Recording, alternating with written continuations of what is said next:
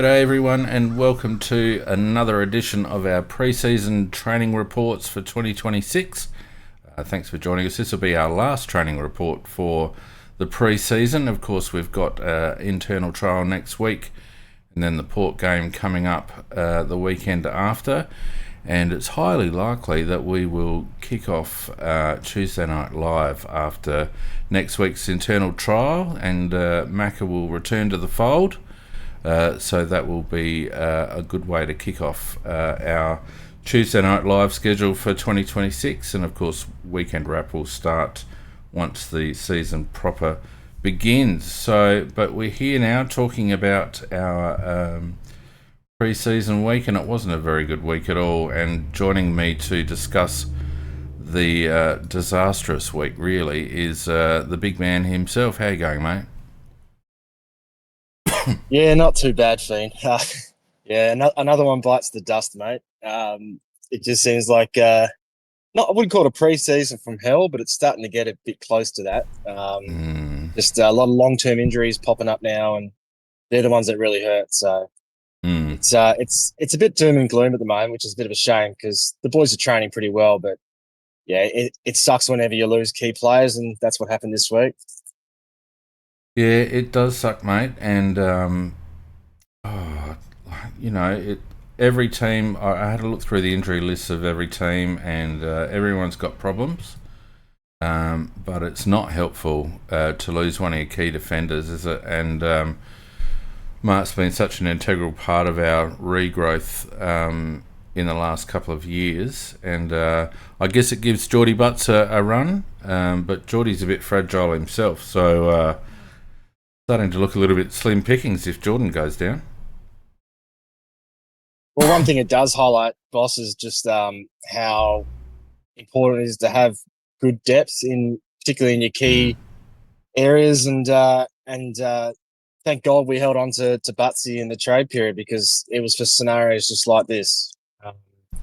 And you're right. If another one goes down, then it's James Borlays, and then we're getting into the real, bottom of the barrel stuff up beyond that.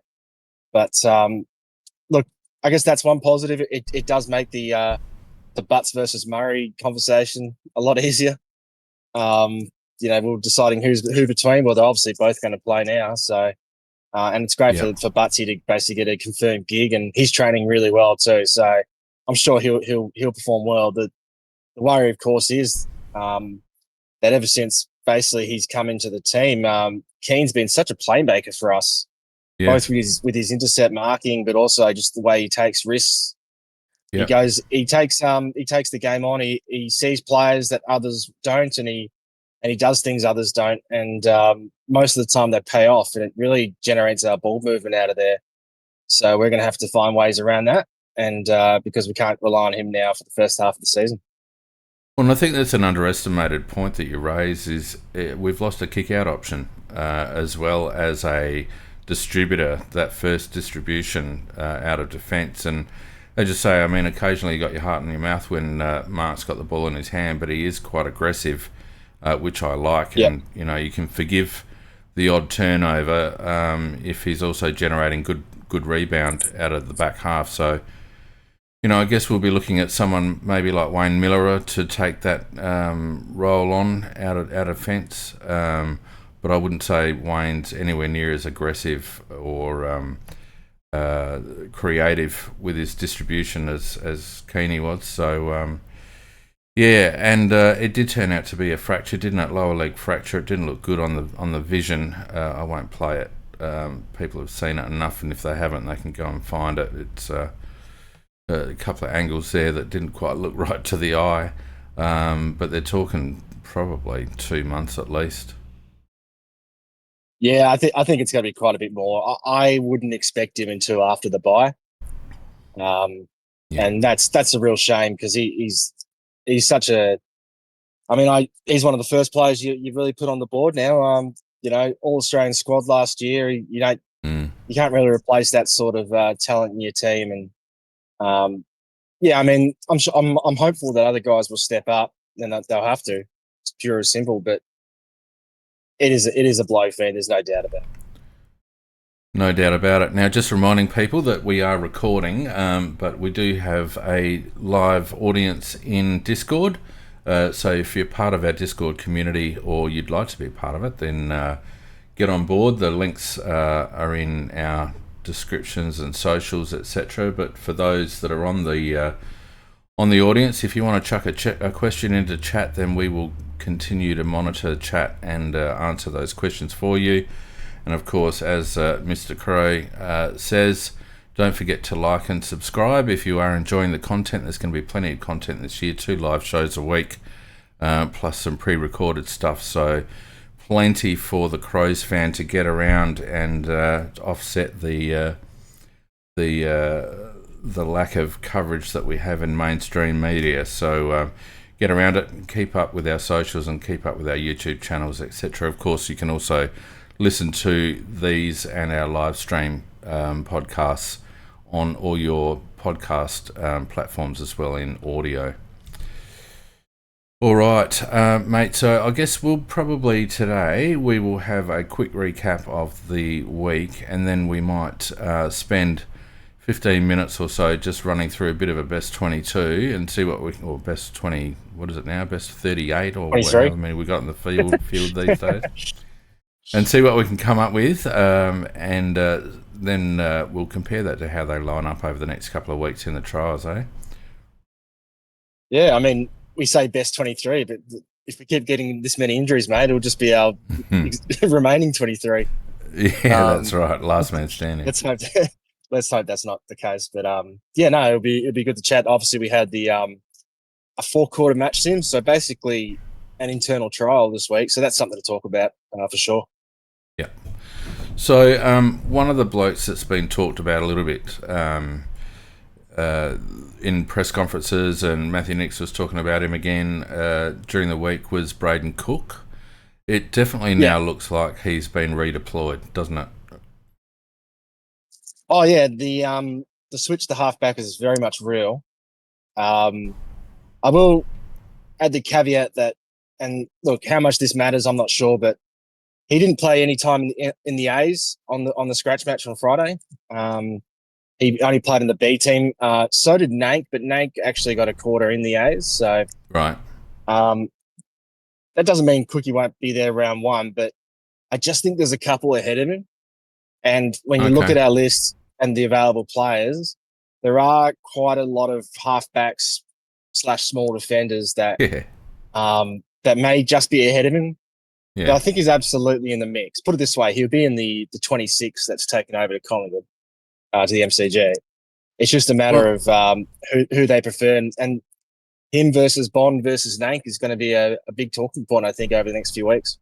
Yeah, and all 3 of those lads were mentioned by Nix during the week. The bloke that I wanted to talk to you about is someone that seems to have just gone off the radar completely. I actually think he should be in the mix for the vacant wing spot, given his attributes, and that's Mitch Hinge. What's your... I don't think even we've talked much about Hingy during the course of the last 3 weeks. How's he been travelling? Well, he's been injury-free, which is great. In past summers, he's often had a niggle or 2 that he's had to get through. He's an interesting one, Hingy, because I do rate him. And when he plays well, he plays really well. Like he's actually a bit of a star when he's on top of his form. But late last year, he really fell off, and that was likely mostly injury based. But he also just found himself sort of out of his role because Worrell became such a great player last year. Yeah. I wouldn't say he's tearing up the track or anything this summer. He hasn't stood out to me as many as others, but I will say he was really good on Friday, so that's positive. I thought he looked more dynamic. He got more involved. He's always had this, but he's gotten even better at this, is that swivel of the hips to shake a tackle. Yep. He's very strong through the core, and he's a really big guy. He's someone that stands out when you watch him at training. He's a really big dude these days. So look, I think he's pretty much spent all the time in the A's. I don't think his position in the team is really in question at the moment. I expect him to be there round 1. I'm just saying he hasn't stood out to me as many as some of the other guys, but maybe I haven't been watching him as much as I do some of the fringe players. But yeah, I just want to see him return to that form of 2024 because, gee, he was good that year. So have they been playing him in defence, halfback? Yeah, so he's been playing purely as a defender. So the wing, and I guess this is as good a time as any to talk about the wings. So if you wanted an example, on Friday the starting wings, because Cumming didn't actually play, he's just coming off some sort of issue. Okay. But I don't think he's too far away from returning to the main group. So Cumming didn't play, which obviously freed up a wing spot anyway. But Hinge still didn't go in there. It was Chase Jones, Yeah. and it was Alex Newbullen doing the majority of wing work. Sholey popped into the A team for the second half to play some wing time, and I also saw Archie on there quite a bit when he wasn't dominating up forward. So my gut feel, Fiend, is that it's going to be probably a mix of Archie and Neil Bourne alongside Cumming on the other wing, or they back in Chase Jones for a spot there and let him play there for a few weeks and see how he goes. I think it's going to be one of those two options. The reason why I reckon they should consider Hinge for a wing spot is because whilst he's not the calibre of Dan Curtin, he does possess some similar traits. He gives you something in the air, and he's got a nice penetrating left foot kick.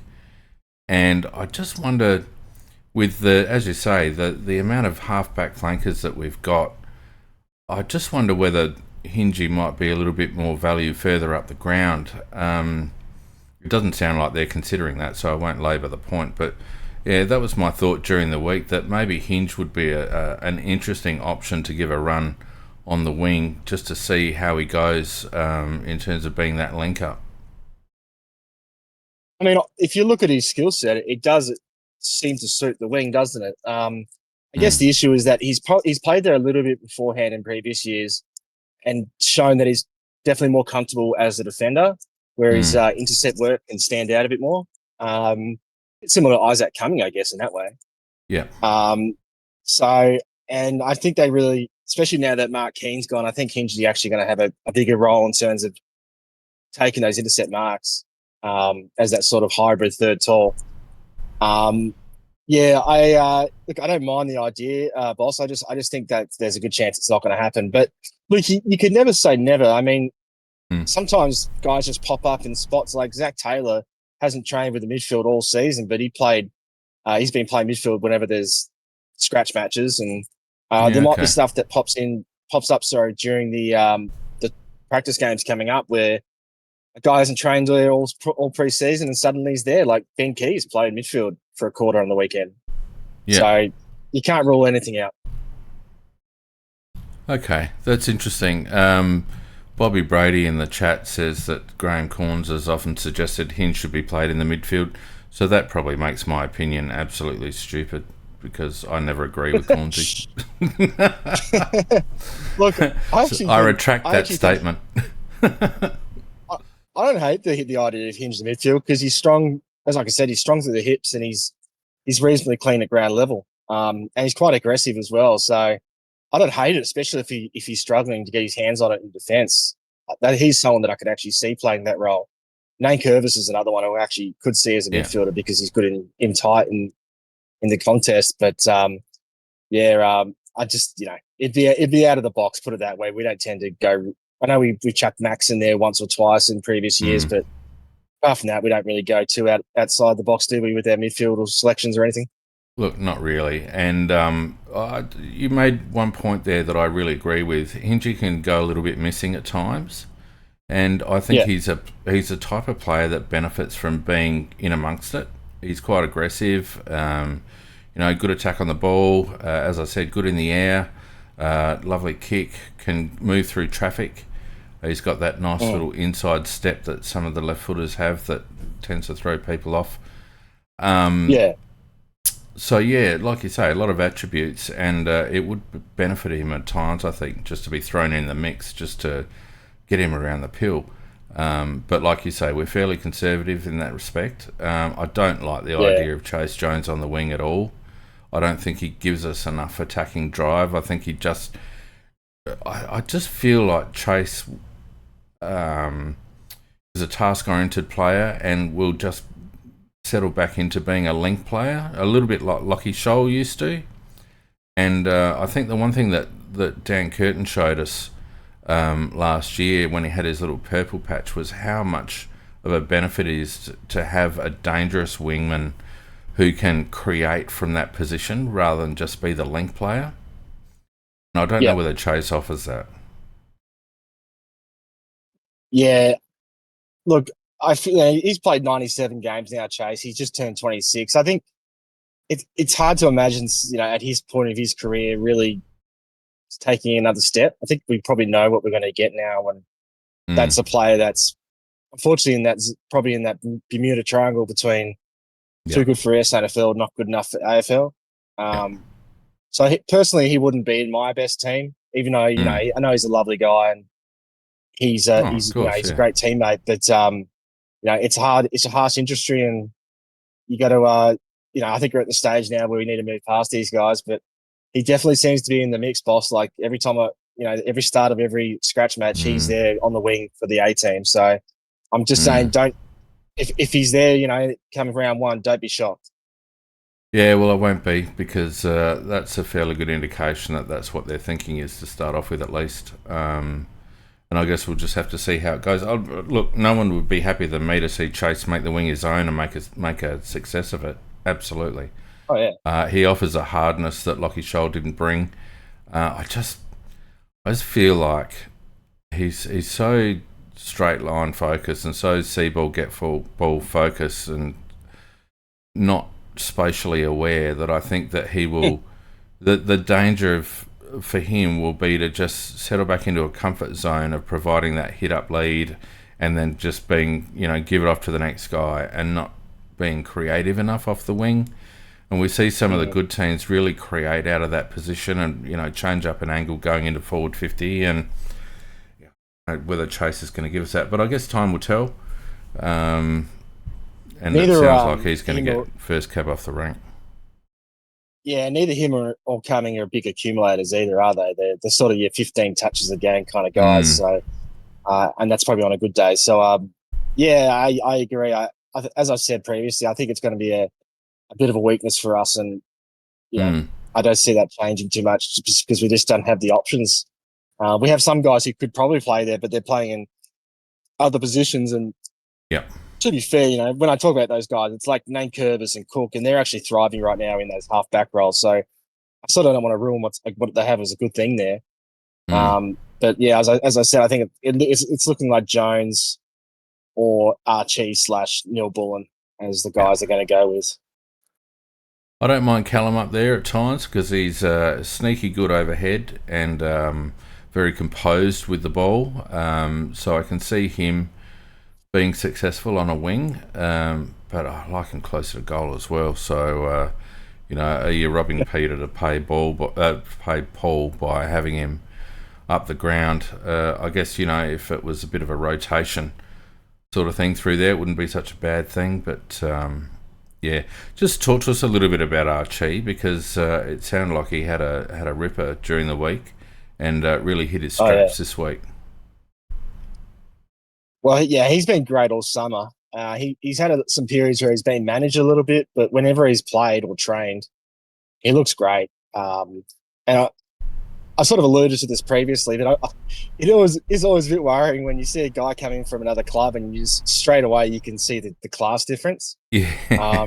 I'm not saying Archie's the best player on our list because we have some freaks. Don't get me wrong, but Mm, geez, he's good. And yeah, he kicked 5 goals in the scratch match, so the most of any player.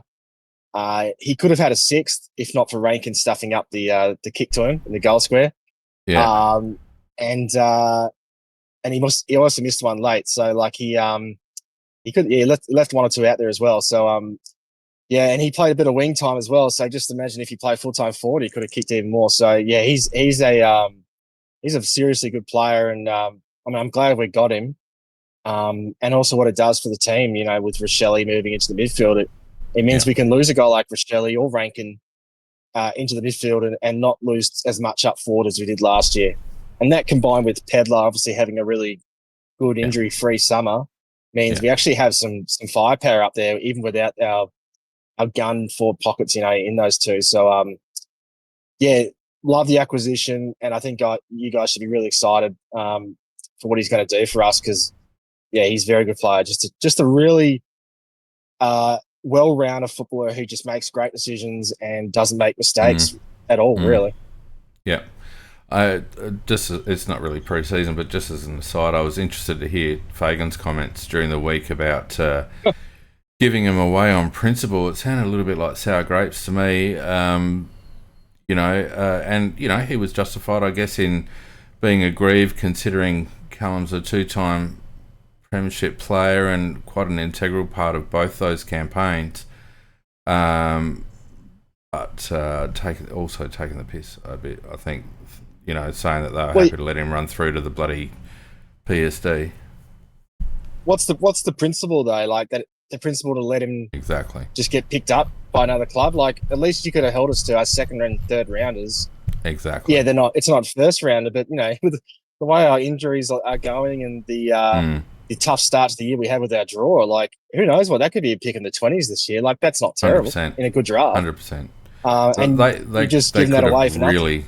Yeah, they could have got something out of that. I think it's a failure by their list management staff that they didn't get anything for Callum Archie. I think he's actually going to be the pickup of the season, to be honest with you, across the AFL in terms of impact on his new club. Well, he's when you look at guys like Petrarca and Kerno, they're going to have great seasons too, but those clubs, throughout multiple first-round picks, top 10 picks for those guys, whereas we got nothing. He was a preseason pick for us, so it's just outstanding what happened. Yes, it made us look like the bad guys maybe for half a day to some people. I think the majority of media, actually, critics were on our side of things, thinking that we were actually quite decent in what we offered. It wasn't a Jackson Hately situation. I just don't know what Brisbane were thinking. That's, they don't have to care. They're on a different in a different economy than us with draft picks and whatnot. Well, I think that's a good point. Consuelo makes that point as well in the chat. It probably shows the impact, and I think we touched on this last season when we were talking about trade. They are in a different economy. They've got access to academy players and whatnot, and it just means that they can afford to run a bloke like Archie through to the preseason draft because they're spoilt for choice. Yeah, really, is Archie the one you want to do it with though? Like, I could almost see a club doing it if they were sort of pissed off with the player and like a Jamari Ugle-Hagan sort of situation. But Archie's done so much for that club in the short space of time, and just to chuck him to the walls. I know it ended up being fine for Cal, but yeah, it's just a weird situation all round. It's not our concern now, but at least we're the beneficiaries of it. Yeah, 100%. Obviously, we'll talk more later on, but of course there's the Zack Bailey situation simmering. I think they've offered him 6, haven't they, or something? 6 years. Yeah, they'll go up. Maybe they'll keep going up too. Oh, hell yeah. Maybe Fagan's comments were part of a broader strategy around Zack Bailey. Well, who knows? He had stuff to say about St Kilda's too. Like, I think Fagan just needs to, quite zip the lips for a bit. Yes, there's a few coaches that are going around, and I'm just like, I don't know if you need to be speaking out about other clubs. Just talk about yourself. I don't know what you gain from that, stirring the pot. I don't mind. He's not the only one. There's other coaches. Yeah, but I just think to myself, like, I wouldn't do it personally if I were me, but I don't mind the fact that there's that banter going around. Yeah, but it was sort of more of like a cautionary. He's trying to be like cautionary tale of like, we don't want players to get overpaid and such that aren't worth it. And he's basically insinuating that St Kilda have overpaid for too many, mid-level players. I don't know. I just don't think that's worth commenting on. I think worry about yourself. If we did that, I'd be a bit embarrassed if Justin Reid's. Well, he's not there. It's not Justin Reid anymore, but if he was to Yeah. say something like that, I'd feel a bit aggrieved. Well, his comments were very much around. I don't know whether you got around some of the figures that they quoted that the Brisbane players were on, but they were quite surprising. Lockie Neal, for example, I think was on less than $1 million a year. And they've obviously taken a similar approach to the salary cap management that Geelong have in the past, have been quite flat and even across the board. And of course, you know, these inflated prices of blokes that Fagan rightly points out are unproven, like Tom de Koning, for example. You know, all the talent in the world, but he's not really a proven performer yet. But you know, Nasai having a good half of a season and getting 2 mil, that obviously puts pressure on those clubs that are engaging a flat structure because you know, their better players are going to nick off. So I don't know. It'll be interesting to see how. I think things are changing in the AFL in terms of salary cap management, and I think there's another CBA coming up soon, isn't there? Feeling it's next year. Another media rights thing. So that usually results in a 10% increase in the TPP or whatever. So I don't know. I think things are changing in terms of list management strategies, and some teams like St Kilda obviously have gone the pay your stars and the rest can sort of feed off the rest. I don't know which. I mean, historically, as it turns out so far, the flat structure seems to be the better, as long as you can keep those players together. But after 2 flags, I think that becomes very difficult, and you wouldn't blame a bloke like Zack Bailey, who might get, you know, 1.5 dangled in front of him for 5 years. He's got 2 flags in his pocket. Why wouldn't he? Why wouldn't he take that offer? Yeah, I mean, correct me if I'm wrong. What did the Bombers get for Sam Draper? Was it an end of first round, or was it a first round? Yes. No, end of I think first it was round, end I of believe. first. Yeah. Yeah. Okay. So Brisbane didn't pay massive amounts, but they did No. pick up 2 free agents, which I'm sure they paid decent coin for, in Oscar Allen and Sam Draper. So Yeah. yeah, just a weird timing to say that, because neither. I mean, Allen's a pretty proven good player, even though he hasn't been great for a couple of years. But Sam Draper, you know, he's nearly 27, and he hasn't done much yet, aside from a few bursts of good form over his career. So, and he's probably getting paid $700,000. Yeah. Um, 7 to 8. Yeah. yeah. So I'm just thinking to myself, I don't know if the comments were necessary, but I don't No, mind they were interesting coaches anyway. speaking out. I just don't know about that in particular was the right call, but yeah, we move on. Yeah, exactly.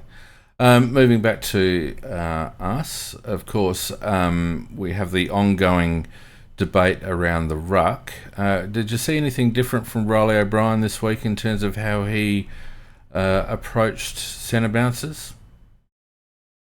Oh, I wouldn't say different. He definitely got beaten again in the center. I thought Wow. his around the ground stoppage work was better, Mm. particularly the ball ups, which he the boundary throw-ins, which he struggled Yeah. with last time. I think he was more alert. And he got to the fall of the ball quicker, and Yeah. maybe he's just having a better day. But I would note that McAndrew tied a bit late, and Rob started to win a few more of those, even the centre bounce hit outs. Okay. But I'd say the first 3 quarters and a bit, it was definitely still one-sided, particularly in the midfield, where Mm. in the middle where he just jumps over him and gets some Mm. really nice clear taps. Like the first one was straight down Charlie Evans' throat. Yeah.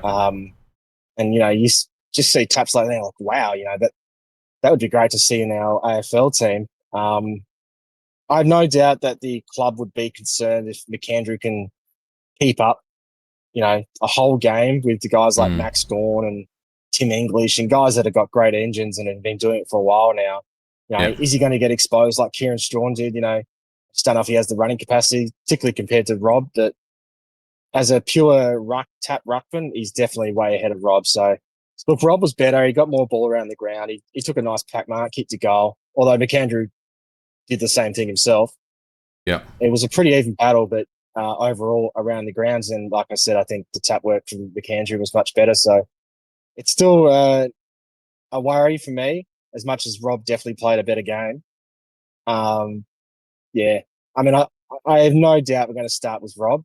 But even I don't know if you heard Nixie's comments on the radio on Friday, No. talking about because he was asked about the ruck, between the two, and he even admitted McAndrew is jumping all over the Rob at the moment, and Rob's got to find ways to get around that. And I thought to myself, well, yeah, that's true, but at the same time, can he actually work ways around that? Because the rules are there, and there's only so much you can do if you don't have a great leap without giving away a free. So I am worried that he's not going to be able to find a way around this issue.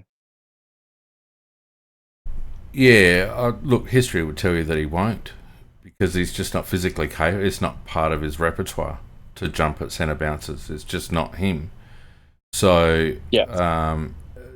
I think expecting him to change at this stage of his career with his physical attributes and the way he approaches the game, I just don't think it's realistic.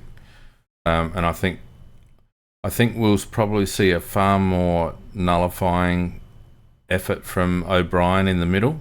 I think he'll, rather than be aggressive, I think he'll be trying to nullify the opposition. And I think that's not going to help our midfield structure, because we'll need to be defensive.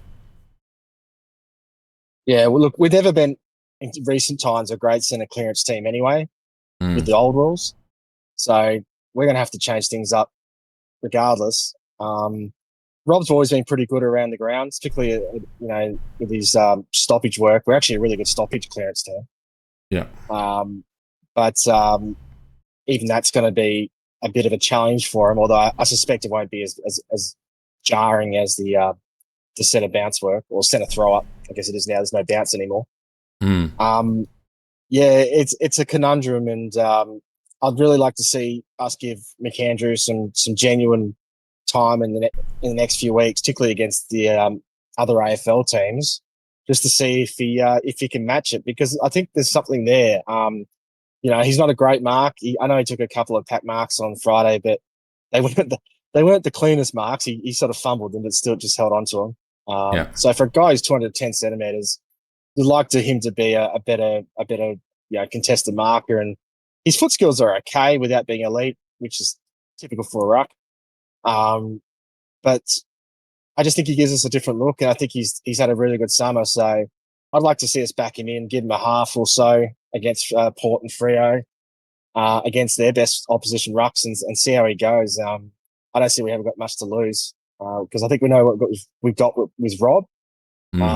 I don't think we know what we have with McAndrew yet, and I think it's an opportunity for him to get a bit of time in the spotlight and show what he's got, and it could be okay. There's not everyone has gun rucks out there. It's the matter of not getting absolutely pillaged in the ruck, and I'm worried that Rob's going to get that. Well, I think my read on things is that the club sees the fact that there's probably a maximum of 20 to 25 CBAs a game, and there's probably double that in stoppage and throw-ins. And Riley is well capable in those two scenarios. And maybe initially, anyway, I think the club will be prepared to sit and hold with regards to Riley's centre bounce work. And, but Riley's going to have to come to the party on that. If we are going to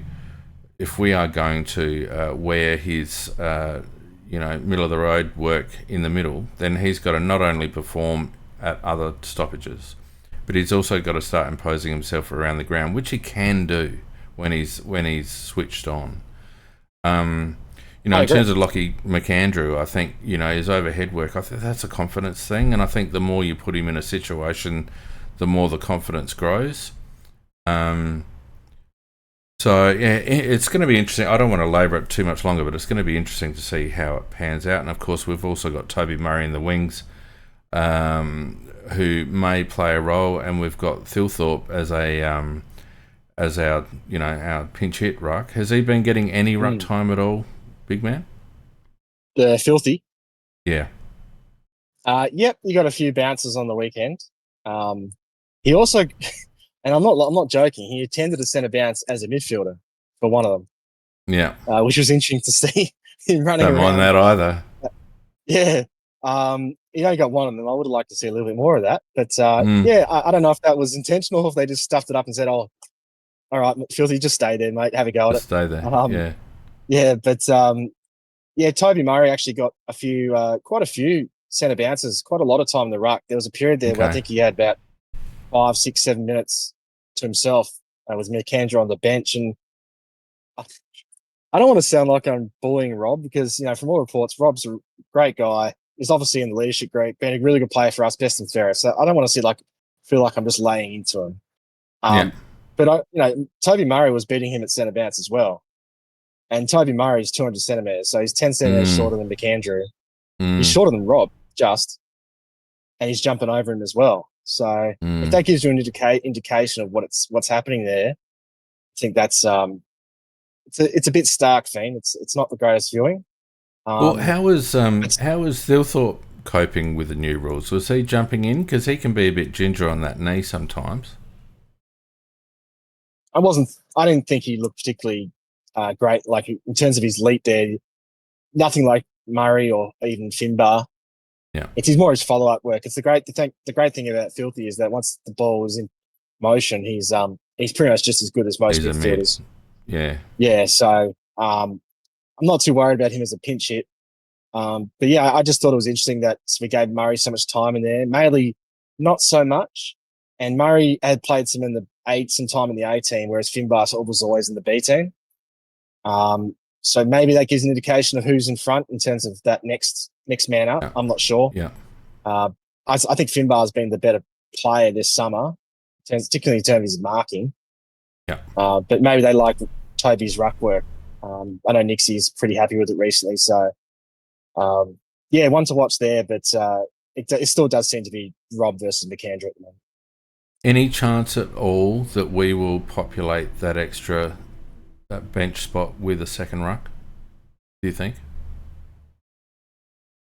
Yeah. Oh, this is one where I couldn't tell you, Fiend. I don't think so. I think that this is going to be just that extra hybrid flanker, Nankervis Mm. cooked sort of player, Mm. likely particularly based on injuries. An extra runner. That's the way I see it, but they could throw up a surprise when it actually starts. Particularly we'll get a decent viewing of it in the opening round with other teams, and maybe that might change how we approach it as well. Yeah. Just flicking back to Riley Thilthorpe for a moment, you mentioned last week that he was back to that annoying trait of running under the ball. Did you see any evidence of that this time round? Yeah, it was still there a bit. I don't Oh, think he's don't in like it. prime marking form at the moment. Has he got a beard? Look, he's got a beard. He Oh, that looks really usually fit. He fixes it. looks really big, but the beard's not getting it done at the moment. He's a bit all over the shop with his marking.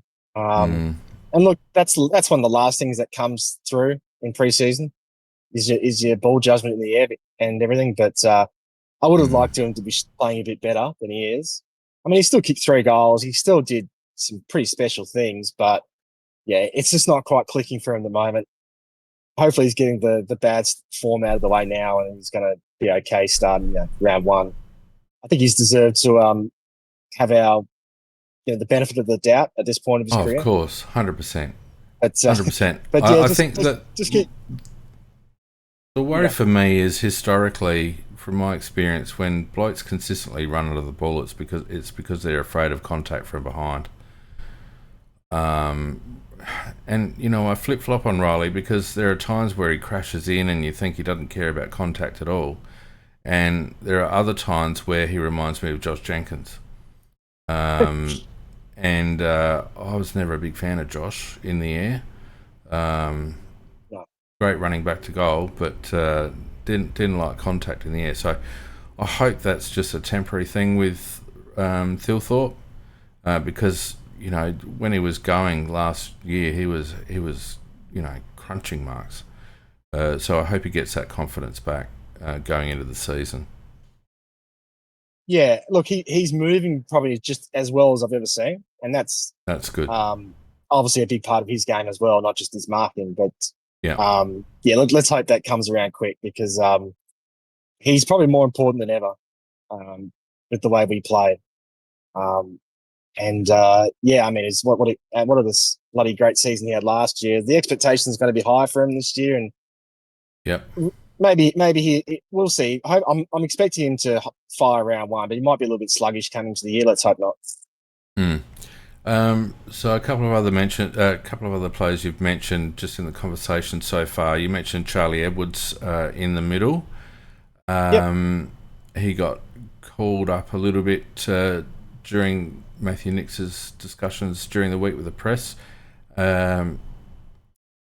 Is he a sneaky fifth one on the bench, maybe? No, I wouldn't have thought so. Not just yet. Look, when the coaches, a lot of the times they get asked about individual players, and they're going to always talk them up. And to be fair to Charlie, he is actually playing some decent footy right now, so it's not all just out of thin air. But I think he's just a fair way back behind some of the other guys. Not that we have heaps of midfielders in the waiting at the moment, because a lot of them seem to be going down at the moment. But he's one where you can see that it's starting to come together for him, but he's just got a bit more to work on. I've appreciated that he's winning more hard ball at stoppage now, which is important because obviously with his big body, that's what he's going to have to do. Yeah. And he's pretty clean most of the time. He's obviously a great runner and he can get around the ground.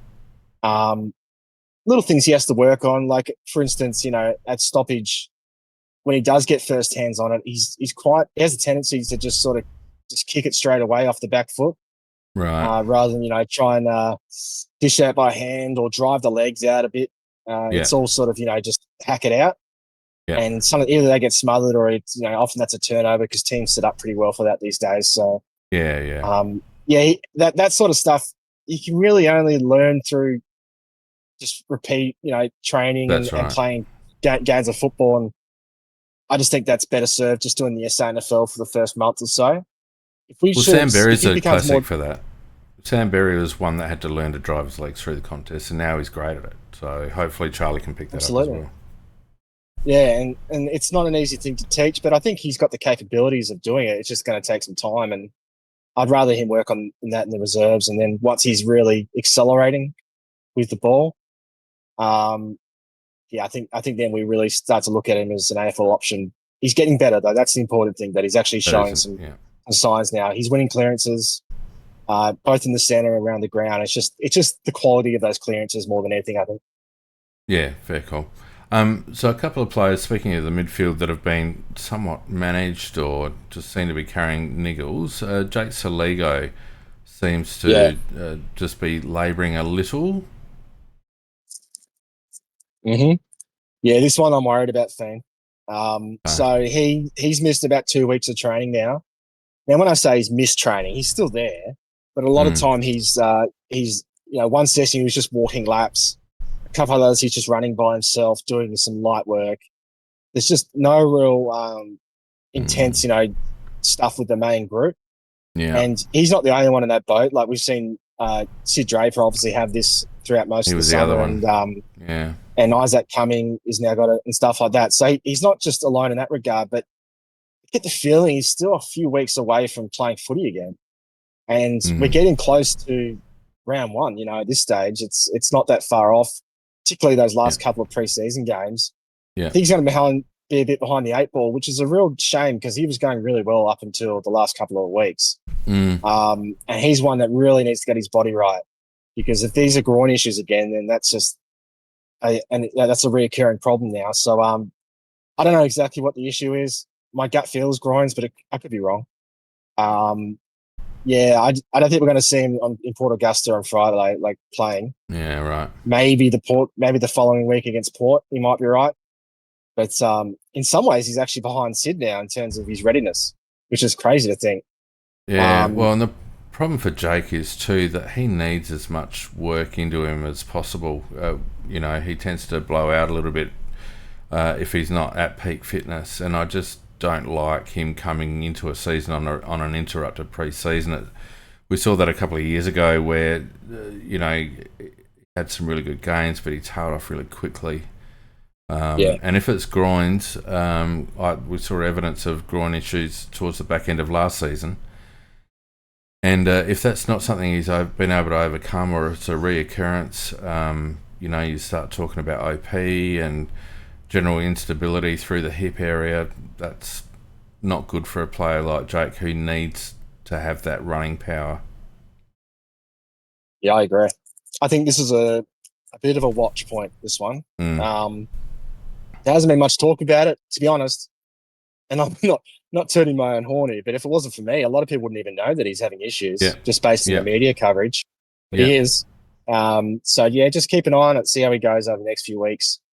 It's not that, as I said, it's not long to the season starts though, and if he's not ready to start round one, then Yeah, it's starting to get very, very thin in there, which is unfortunate. mate. That's the beauty of these reports. We bring information that the mainstream just don't cover because they've got to do it in a 5-second soundbite. So, on Yeah. Sid, did he get any match sim time at all, or is he still being managed? No, he didn't play anything. So he came out about an hour before alongside Isaac Cumming and Oscar Ryan Yep. to do a bunch of running work. Um, the great thing is that on Monday and Wednesday in particular, he was doing about 50% of the drills with the main group. Okay. And then he would go and do his own running and stuff. But even the running he's doing is quite stop start, high intensity, repeat effort Yeah. stuff, Yeah. which is going to obviously test out his groins. Maybe he looked a little sore on Friday. I thought maybe he was getting some work done in that groin. I think maybe which is probably natural going to happen, isn't it? That you're going to feel a bit tight and sore after you're stepping up your loads. Probably. Yeah. Let's hope that's nothing more than that. And if he's training on Monday and then Wednesday again this week, I think there'll be reason to be optimistic that he's going to play SNFL footy straight away this year, I think, which Yeah. is something I never considered 2 months ago. I don't think he'll be in the round one mix for the AFL just because he won't have the match conditioning under his belt. Yeah. Yeah. And there's no Yeah. there's no sub rule anymore, so we can't use him that way. Yeah. But if we can get a couple of games into him in the SNFL and then maybe ease him into the AFL team, I think that would be an absolute win from where we were, pre-Christmas. Like I said, the best thing is he's doing a lot of drills now with the boys, which we just weren't seeing before, and that's got to do a lot for his confidence and in his body, and hopefully he's past these problems because I think I wish we had him earlier in the season because I think with the way our injuries are piling up, he's someone that I'd love to have in there, but Yeah. we're going to have to be a bit more patient than that. But yeah, he's going to be pretty important to us going forward. Well, what you want to see with groins is someone that can stride out. That's the biggest thing. If we start seeing Sid and or Jake, really being able to put in those long strides with a bit of power, then that might ease our fears a bit. The other one, not necessarily being managed, but obviously coming off a serious injury and felt his way a bit towards the back of last year, is Nick Murray. Given how Mark Keane is faring at the moment, we need Nick to be up and about. How's he been looking? Is he a bit freer, a bit more lateral movement? I always find key defenders the hardest to judge at training because they're often switching opponents, so it's hard to know if they're getting beaten much or not. But in terms of his movement across the ground, looks great.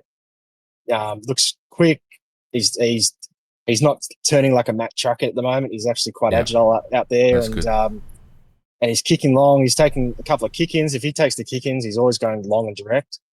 Because he's probably got the biggest kick in our team. He's got a massive boot on him. Sometimes he'll still do some things that make you worry, but I do like him when he actually takes the game on and runs with the ball because he's so hard to bring down. He's got so much momentum behind him. I haven't seen heaps of great intercept marks or anything like that just yet, but he's looking pretty good out there. I think he was going to start round one anyway, but he's locked now, isn't he, with Keane down? Oh, 100%. I think we'll be looking for Josh Worrell and Max Michaelani to take over that intercept role. Both quite good, obviously, in those roles, but without Keane there, and Nick's more of a pack cruncher, to be honest, and Geordie Butts is more of a key position, traditional, man-on-man type player. So it'll be up to up to Max and Josh and maybe a little bit of Mitch Hinge as well coming from the side to take on those third up duties, I think. I think, those are the names. And I think we all expect that Max and maybe obviously Nankervis as well. He's quite a capable intercept marker. They've got another level to go to. I think they'll help cover the loss of Keane, but you're right. I think Murray is still there more for the defensive side than attacking. I'd love to see him bring a bit more to his aerial game because we saw that in 2024 or 23, whenever before that knee injury happened anyway. Yeah. If he can get that bit of that back, it'd be great. But you're right, guys like Jordie Butts, he's not a pack marker, is he? He's okay one-on-one. Other than that, he's more of a just nullify the contest sort of guy, and that's what he does well. It's up to some other guys to make up for the loss of Keane, I think. Yeah, exactly. All right. The surprising one that I heard Matthew Nicks talk about during the week, and I thought, well, maybe we were watching the wrong footage, but he said that Luke Pedlar's been playing in the midfield. I don't think he's been mentioned once in the midfield, has he, mate? This has been a bit of a point of debate on Big Footy and some other areas where there was a lot of discussion of that because people were telling me, why didn't you mention that Pedlar's been playing midfield? And I've been like, he hasn't. He hasn't been. And yet the article said he's been given heaps of midfield time in pre-season and to expect it this year. But I don't know where they pulled that from. Nixie didn't say it himself, unless he said it behind closed doors or something. I thought I heard him say it on one of his on maybe his Q&A video. Anyway, I have to watch that. I thought I heard him. Yeah. I thought I heard him say it. Put it this way: in all the scratch matches, so we played 8 quarters now of scratch matches, I think, or something, 7 or 8 quarters now over the last 3 weeks. Yeah, he hasn't attended a single centre bounce. He's never trained once with the midfield group at stoppage work or anything. So unless he's doing something behind the scenes that I haven't seen, then he's been playing as a permanent forward. Yeah, right.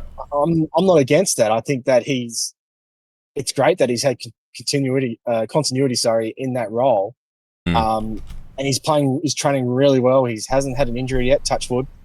And he's going to be playing there round 1. So I don't think it's that big a deal if he's just playing solely forward. I just think it's funny that Pedlar got mentioned there because I can roll off another 5 players who played midfield before Pedlar has. Guys like Zach Taylor. I said Kesey got a quarter in there on the weekend. Yeah, right. Albeit for the B team. But, it was Pedlar. Yeah, he hasn't been in there once. So I'm not sure where that came from. That was a whole little weird thing. I think that might have been the Gino chucking some personal opinion maybe into maybe he's trying to give Nixie some advice. But, I just thought it was a bit strange. Yeah, that's why you got to be careful, Fiend. That's why you got to be careful sometimes with and this is not having a go at the Crows media team or anything like that. This is the media in general can sensationalize things or state things that actually aren't quite true in terms of player roles and who's actually training really well. Sometimes it's like they just pick a name out of a hat, and just say that. It's not always quite accurate. So, if he was there playing midfield, I would tell you, but he hasn't been. I mean, half the time they go on third-hand information, and their source might not be completely accurate or might have a little bit of an agenda. Who knows? But no, we go straight to the source with you, mate. So there's no messing around here. Just before we move on, anyone else sort of note do anything amazing during the week? Anything amazing? I mean, Shelley was still great. I know it's hard to back up the game he had the previous week where he kicked 4 from the midfield and had 20-odd touches. It was a little more subdued this time around, but he still kicked 3 and still would have had 15 touches anyway. So he's looking good in there. His best stuff is post clearance. He's probably that second, that receiving type. He hasn't been great at getting first hands on the ball as much as some of the other boys, but he still looks great out there. He just looks so confident in his movements and what he's doing. He sort of looks like he owns the place at the moment. Yeah, which is always a sign of a guy that's in very good form. Yeah, I mean that it's not like he's just strutting everywhere. He he just always seems to be making them plays and doing really dynamic things. And he's in good frame of mind and great nick at the moment. And we always go like did my top 5, but another guy I would have chucked in there for sure is Hugh Bond, who's just getting it done at the moment. He's not showing heaps of razzle dazzle or anything like that because I just don't think he's that sort of guy, but he's definitely getting involved a lot more, playing a little bit higher up the grounds, still playing defence, but he's not just that back pocket at the moment. He's sort of a link in the chain. His kicking's been really tight, whereas in past seasons it's not always been the best of kicks, but he's just training really well, and I just like seeing he's getting heaps of the pill, and I'd be pretty surprised now if he's not playing round 1. He seems to be in Nixie's good books. I think he's probably going to be a starting player. So yeah. Bobby in the chat asks about, Robsy in the chat asks about ranks. Given that he's not in round 1 calculations, how's he shaping up? Starting to ease into it a bit now?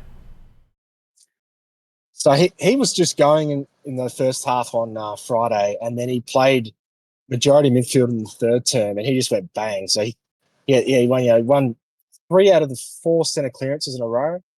And when Rankin has centre clearances, they're good ones. He's bursting out of stoppage, getting meterage, usually hitting a target up forward. Were they from really winning rucks, big man? Sorry to interrupt. Were they from a winning tap always. or from? Good. Not always, but although I will say McAndrew was the ruck at that point. Okay. So most of the time that was, but I think 1 or 2 of them were with the what do you call it, the fill and rucks or the relief rucks. Yeah. Okay. As well. So, but no, he looked really good. He's still got that knee strapping, which I just hate seeing on a guy like him.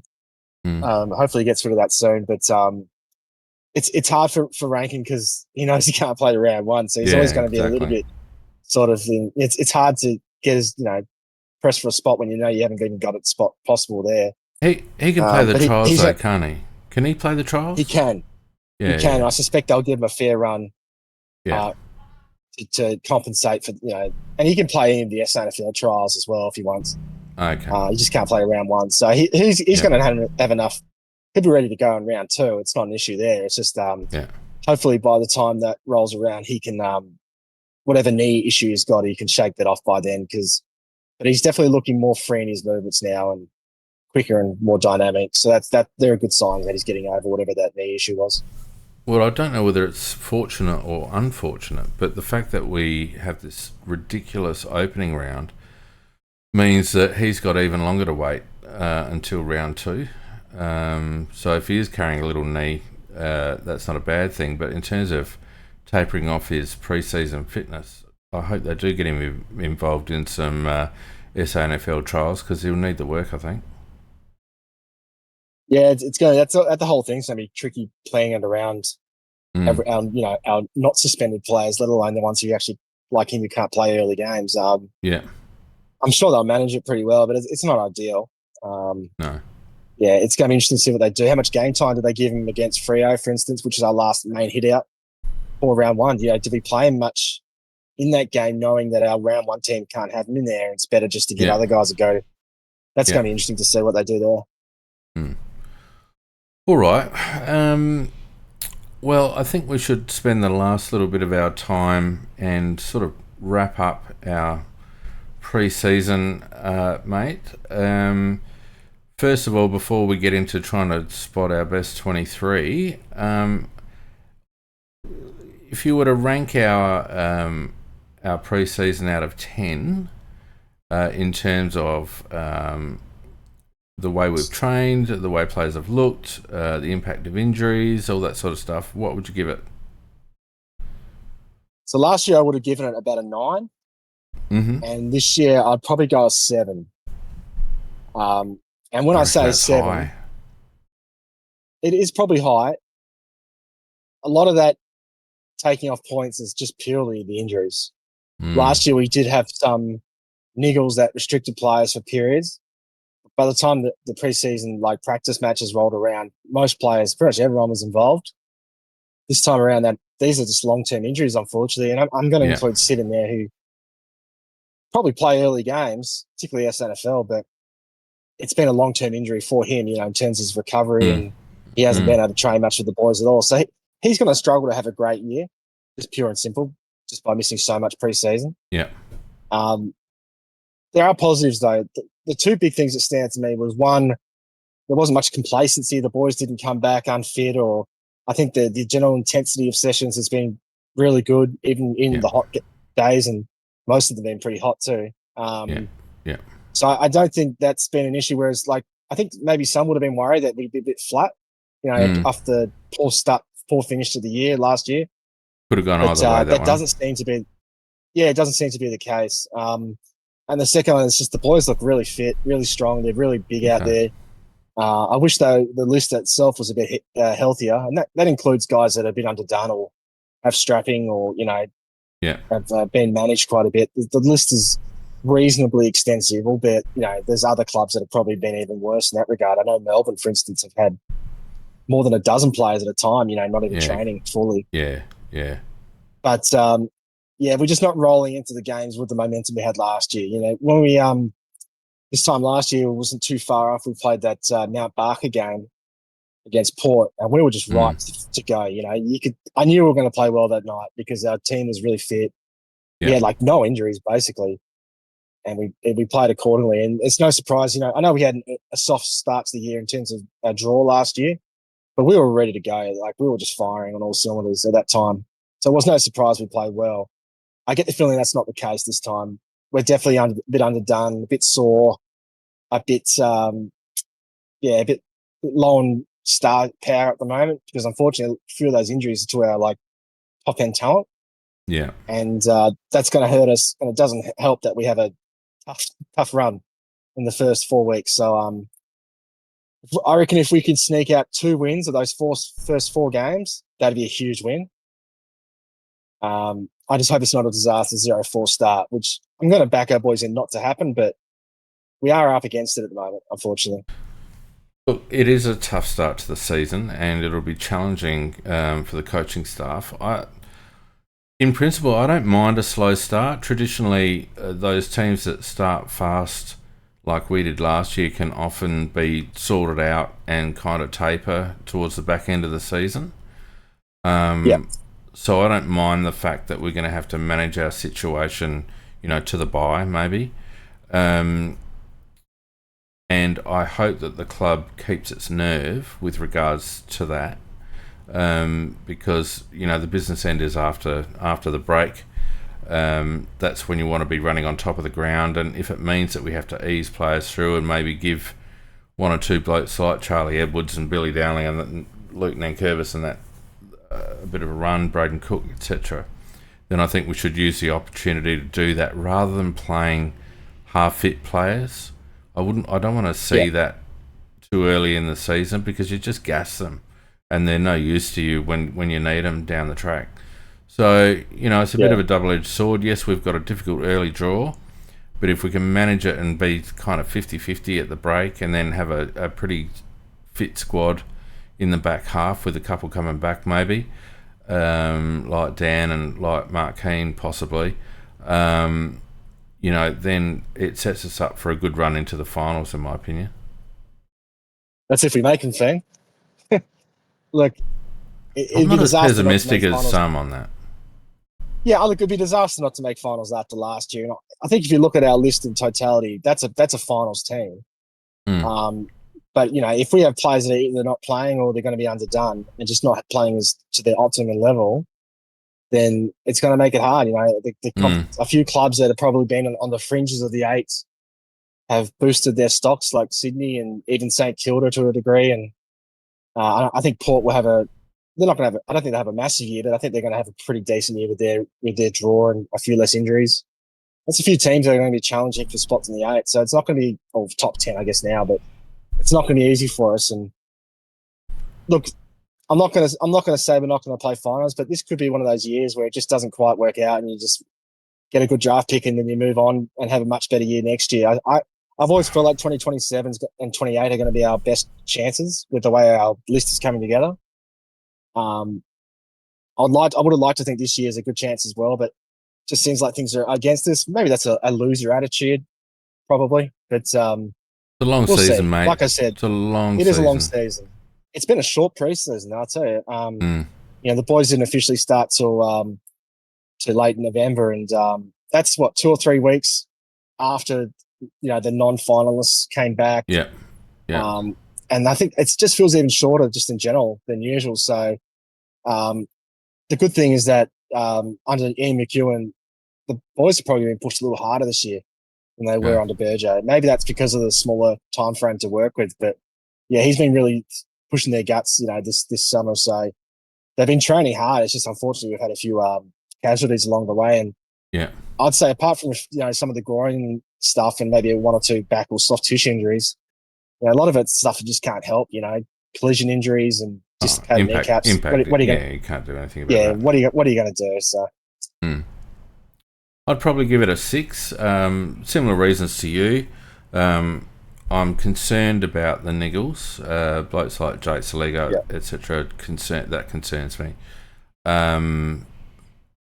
But having said that, as I touched on previously, I'm not terribly concerned as long as they manage the front half of the season.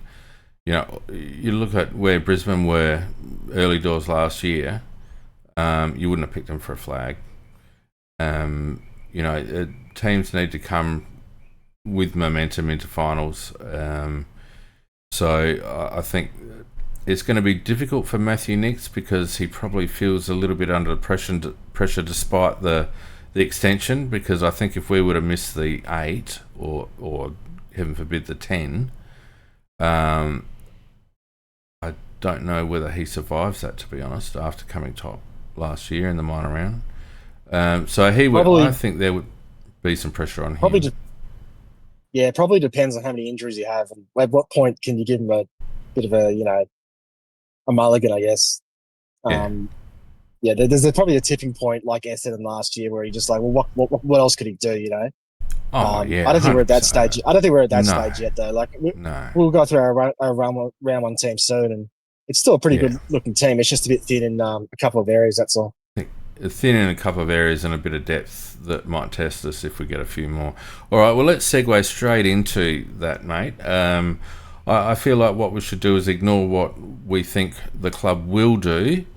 Ignore the fact that Rankin is not available round one. I think you have to. I think you have to factor that in, because it makes such a difference. No. Rankin. I think what I'm not looking for our number one team, our round one team. I'm looking for our best 23. Given current injuries, but take Rankin's suspension out of the equation. So our round two team. Well, a first few weeks team. A first few weeks team. So let's start off in defence and probably start with the ones that are no-brainers. So obviously, Butts and Murray are going to hold down the 2 key posts. Yep. I think we're agreed on that. Joshy Worrell will be in there with Max Michaelani. Yep, correct. So we've got a small defender and another half back. My impression is I'll go conservative and go Rory Laird and Wayne Miller. That's exactly how I had it. Yeah. Okay. That's easy. I don't think that's necessarily our back. I don't think that's necessarily our best 23. But I think that's how they'll go. I would. Look, I'm happy for them to start with Rory Laird, but I would actually start Mitch Hinge over Wayne Miller, to be honest. It's easy to forget that Junior had a pretty good back half of the year last year. He was one of our better players going into the finals. I think I'm not saying he's an easy target, but I think, sometimes we look at what Wayne doesn't do and not what he actually does do. And Lairdy's probably in the same boat where we sort of sometimes don't give him enough credit for the things he does do. I think we recognised last year that Laird was integral, mate. I think he was integral to us being able to cover off the defensive side of a lot of contests. He knows where to put himself, and he's a clean ball winner. Sometimes his distribution isn't great, but no, I can see Rory's worth. I guess the problem I've got with Miller is that he does what he should do well, but he doesn't do a hell of a lot more. And No. the reason why I'd go for Hinge is probably just because we've lost a little bit with Mark Keane aerially, and I think Hinge gives us a little bit more by foot coming out of defence. That's probably my where I would lean towards Hinge over Miller. Yeah, I guess that we all hoped that Miller one day was going to be like that Lockie Whitfield, Jordan Clark sort of express off Mm, halfback player, and he mm. just never has Nasiah become that. Wanganeen Miller. He's another one. Yeah. And but like I still think he's pretty good at what he does. I have him in front of Hinge in the pecking order, Okay. but it's a bit of semantics at that point, isn't it? You're right Yeah. about Laird though. Like even just watching him on Friday, I still don't like his kicking much, but geez, he's good at mopping up. Yeah. He's so good on the deck. He's a one-touch player, and that makes such a difference in those chaos moments in defence where other guys panic. He doesn't panic, and he gets those nice little handballs out of traffic and sets up our play from halfback so well. Like, yes, he's got his flaws, but geez, he's got some pretty strong attributes too. I don't think he's spots in any doubt for now, at least. No, I agree. So let's move to the centre line. We'll leave the midfield itself just for a minute, but we'll talk about the two wings. Isaac Cumming, you would think would be one, and you're saying Chase. Oh, if I had to do what the coaches are going to do, I'm going to say Chase. If it was what I personally do, I would probably just run with Neil Bullen on the wing. You reckon? Well, I think they like his running capacity up and down, and I guess they look at Chase the same way. And Cummings probably more the defensive wingman, whereas Chase or Neil Bullen or Archie are going to be the more attacking wingman that can go forward and sneak a goal as well. So I think that's what Isn't they A look at. and And B a I bit guess, slow for that position? well, I mean, Ed Langdon's not the quickest bloke, but he looks quick out there just because he's such a good runner. And he Mm. can clock up 16, 17 Ks. I think Neil Bullen has that ability as well. And just with our forward options, we've got, even with Rochelle moving out of the forward line, you've still got Keys, Archie now, and Pedler, who's in really good form, who barely played last year. It doesn't mean that Neil Bullen necessarily being shunted out of the forward line, but I think they see an opportunity that he can play on a wing and we don't lose much up forward still. So he seems to be one that's quite favoured in that role. As I said, I think it's either Chase or it's between Neil Bullen and Archie swapping with each other. Well, yeah, I think as much as I would like to see them do the sneaky Mitch Hinge on the wing, I think what would suit us best at the moment would be Archie. I'd like to get the ball into his hands as often as possible. Yep. On transition, I think he would give us the most in terms of variety on transition. He would be willing to change lanes, willing to do something a little bit different, and also willing to run. I think Chase and A and B to me just would be quite handy link players, but not a lot more. I think Yep. Cullen would give us a little bit more, give us a little bit more aerially as well. So I personally, out of those, I would go Archie, to be honest. I don't actually disagree because I think one thing he does that, and look, Chase isn't a bad mark, but Archie's on another level. Mm, He's not curtain yeah, level, but he's not that far off. Like he's no, seriously good overhead. plays sneaky I saw tall. him lose one marking contest on Friday, and that was against Nank. So Yeah, just okay. shows you how good Nank is as well. But yeah, look, I think if someone like a Pedler was to go down with injury, then I think Archie probably has to play more forward Mm, as that sort of marking small who can pressure the yeah, opposition. But yeah, as long as Pedler stays fit, I think Archie on the wing works. yeah, okay.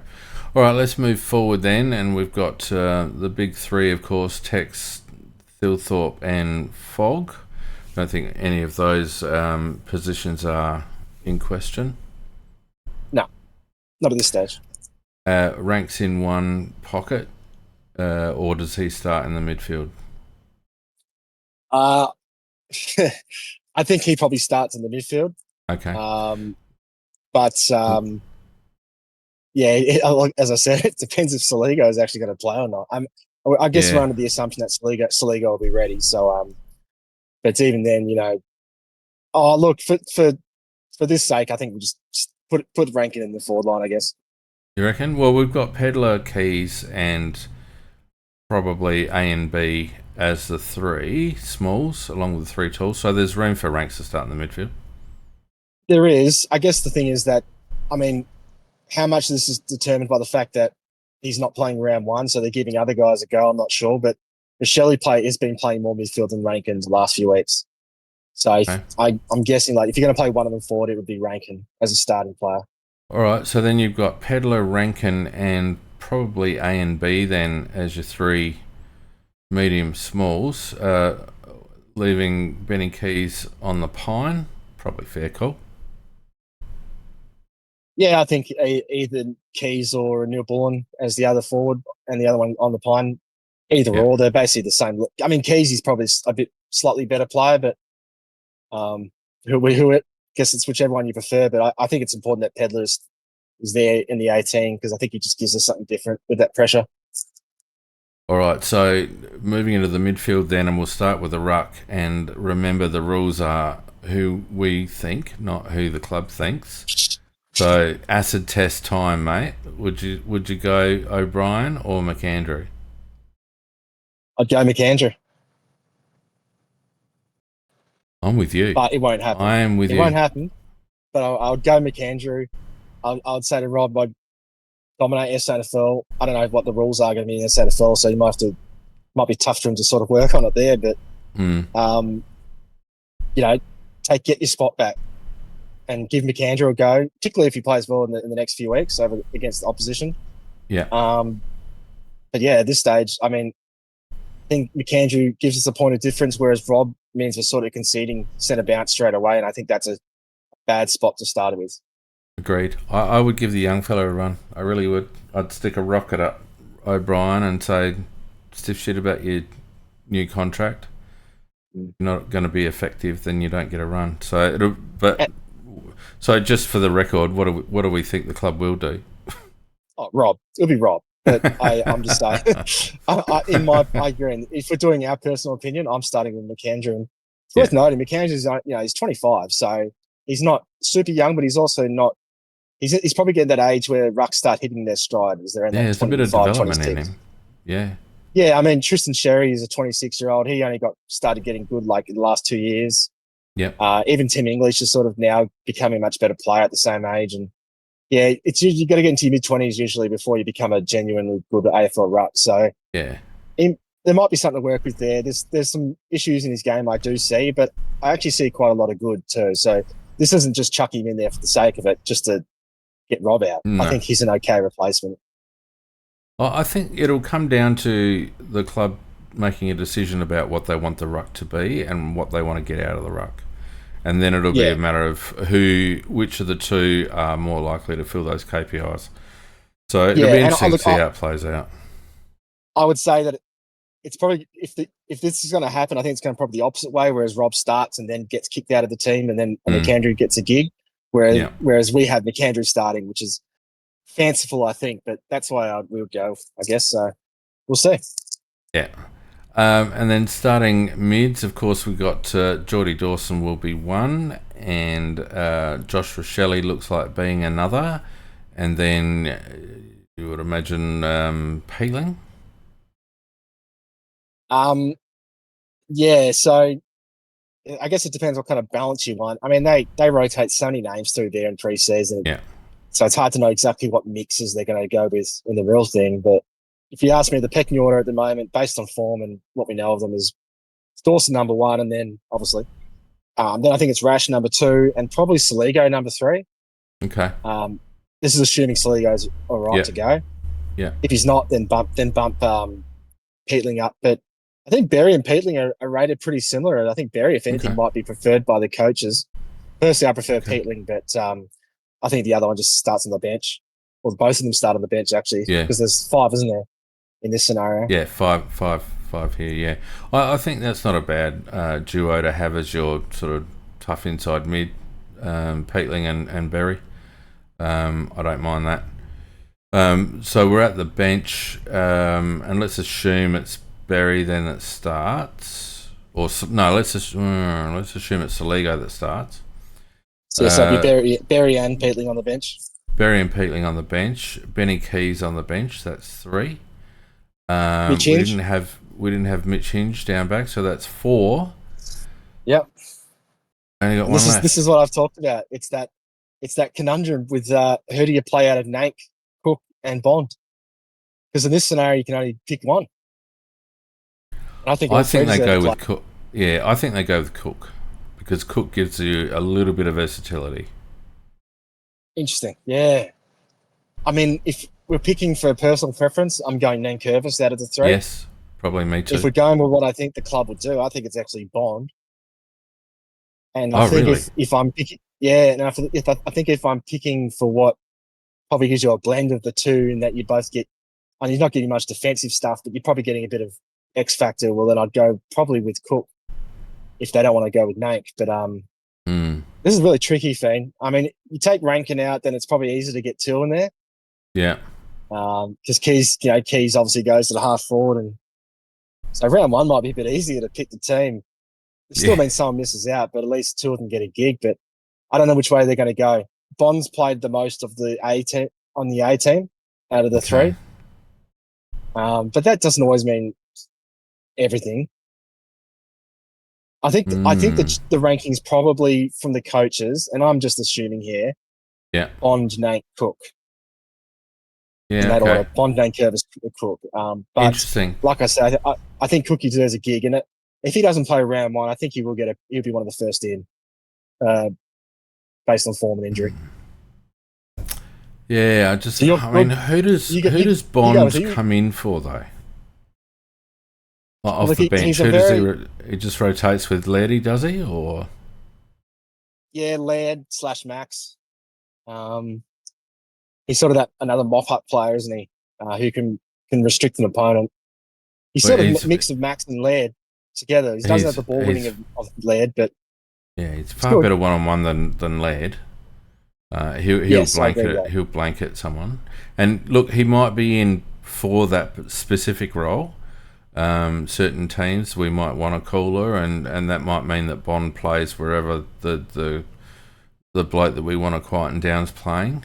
And I like him in that role. But I think it actually limits him. I think it pigeonholes him because I think he's got a bit more to give than Yeah, that. But given the current makeup of our side, I think that's a good role for him to have, and he's probably the only one capable on our list at the moment that can do it. Maybe a bit of Benny Keys, but I think Ben's a bit seaball sometimes and loses touch, whereas Hugh Bond tends to be able to maintain concentration. So, yeah, interesting. Nankervis and Cook, very unlucky there. But yeah, hard to see how they break in without an injury. Really. yeah. Um, Well, I think it's sort of Nank's the tough thing for Nank is Hinge being in the team. yeah. Because they're both similar heights, both quite good interceptors who can take the game on. Nank's a bit more daring than Hinge, but Hinge at his best is puts the Jets on as well. Um, Bondi's Bondi's got his work cut out for him too, because as you said, Laird and Max, and playing Yeah. around Collingwood round 1, you can't really judge their team just yet, but it looks like Bobby Hill won't be there, Mm. which means you've got Jamie Elliott and not much else in terms of that forward line to worry about. So do you just put Max on Jamie Elliott, and do you need Bond at that point? No, that's right. I mean, Bobby in the So that chat makes a very good point because Hingy did have a pretty bad back half of last season. So, if he doesn't front up early doors and have some good games, he could be under. He should be under pressure. yeah And that's where you could see someone like Cook or Nankervis coming in. I think he's yeah probably I think Miller has got some gold stars that keep him in the side a bit longer than many would prefer.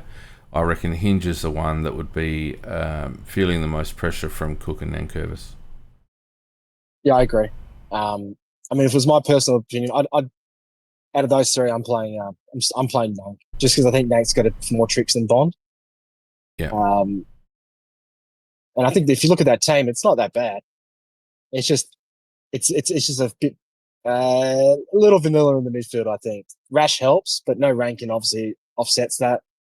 And then you got Berry and Peatling both in the same team, which I think early in the year, if you asked me in December, would both play round one, I would have said no.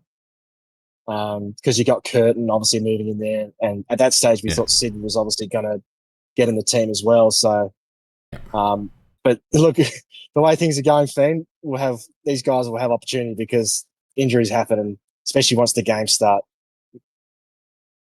Well, this is it, and we've got a few more notables not making that side. We've got Charlie Edwards, of course. Billy Dowling doesn't make that side. Who else am I trying to think of that doesn't make that side? Well, we didn't have Chase, didn't we? We took Chase out. We took Chase out.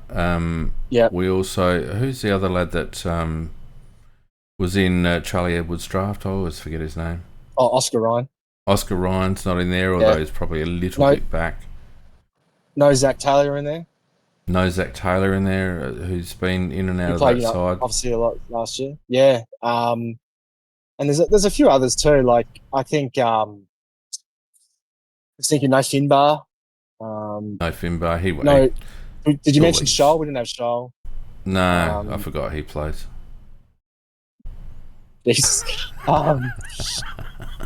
So sorry, Lucky. And obviously, no Cook as well. And I think I don't know if we end up going with Nake or Bonds, but obviously the other player misses out there too. So I mean, it's not an extensive list of guns that are missing out.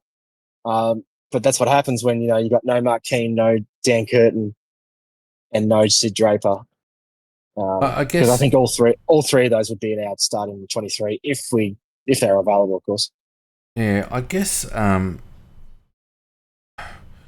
in a bit of a situation soon where we've got blokes like Nankervis and Cook and even Huey Bond, for that matter, who have shown enough, I think, at the level to take the interest of other sides if we don't find a spot for them. And I feel like from a list management perspective, this is going to be an interesting season because I could just see a couple of those lads not seeing any light at the end of the tunnel and asking their managers to maybe pursue other interests at the end of the year. And I don't think... So we've probably named about 27, maybe 28 players between the blokes picked and the blokes just outside. You take 3 of those players out from the fringe, and all of a sudden our depth starts to look very thin, don't you think? Yeah, it's a tricky one. In terms of list management, I like the depth of the team to be mostly promising young kids that aren't getting a gig yet. I don't like having heaps of sort of C-grade players that could maybe come in, but long-term aren't really part of your plans because I just feel like that gets you nowhere. And we've been guilty of that in the past. Yeah, and I think we're still deciding on some of these guys. Which hole do they fill into? Are they SNFL players or are they actually genuine AFL players? Guys like Billy Dowling is a great example of that. And the 3 you talked about Cook and Nank and Bond. Like, I mean, Cook's the one that's out of contract to those 3. I'm pretty sure Nank is contracted for next year, but if I'm wrong, someone let me know. And I know Bond's got a 2-year deal, so he's next year. Doesn't stop them from seeking trade, though. It doesn't, but you can hold him to it. I think Cook's obviously on the thinnest ice for sure. And I don't think he'd have much interest outside the club. I think Nank would have interest. Yeah, I'm pretty confident of that. Bond, I'm not sure, but there's a lot of guys, and if you look at our out of contract list this year, there's a lot of guys who are do or die basically this year. Milk's another one, Rocky Shoal. It's going to be a real race to see, and even recent draftees like Charlie Edwards and Oscar Ryan. Like Oscar Ryan is in trouble. It's 3 years isn't a heap amount of time, but a lot of players get delisted after 2 years. Yeah, and if he's definitely in trouble, he's coming from a long way back, and he would have expected to have played some AFL by now, as would have Edwards. Irrespective of injuries that Ryan's had. So he's definitely in trouble. He most definitely, and I guess this is where I'm talking that you get to a point that if we don't start rolling our list over a little bit, and I'm thinking about blokes like Tex, blokes like Rory Laird. Obviously, last year we played a lot of Brodie Smith, which I thought was a terrible mistake for this very reason. So, we're going to have to make some calls soon, or else we're going to almost have to reset our list profile in a couple of years just because we haven't been efficient enough or effective enough in rolling our list over organically. You look at the team we picked, it's quite experienced. It's not a super young team anymore. No, it's not. And, there's a lot of guys. There are some 21-year-olds and such. A lot of that 21 to 23 group, which is a good thing. But there aren't many, 19, 20-year-olds. Draper and Curtin obviously would have been in there, if not for injury. But yeah, Mitch Marsh is one we haven't mentioned in dispatches. I think he's a little way back, but he's obviously an exciting talent. But he's another one that could sneak in at some point on a wing. I think there's a chance. I don't think he'll be round one, just because his frame and his physicality, he's got a bit to work on. But he took a great packed mark at the death on Friday, and that was in defence. So he can go back and take marks. He can go forward and take marks.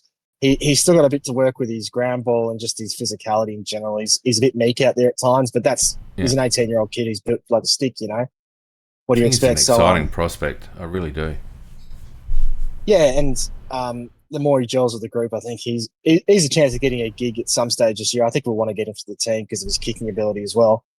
But yeah, you're right. I think if there's any positive come out of these injuries, and it's a shame because a lot of the injuries have been to not only key players but also young key players that we want to see in the team regardless.